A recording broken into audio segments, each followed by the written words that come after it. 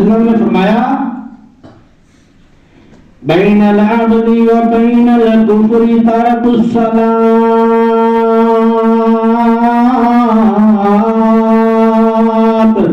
کافر بندے تے مسلمان بندے دے اندر اگر کوئی چیز فرق پان والی ہے تے وہ نماز ہے.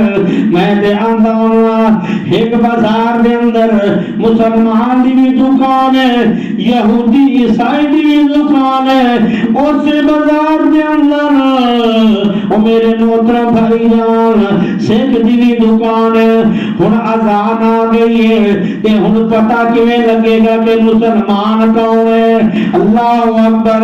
جیڑا مسلمان ہوئے گا, جیڑا رب نو مندا ہوئے گا, اللہ پاک دے حکماں نو مندا ہوئے گا, او میرے محترم بھائی جان او بندہ اپنی دکان بند کر دے گا.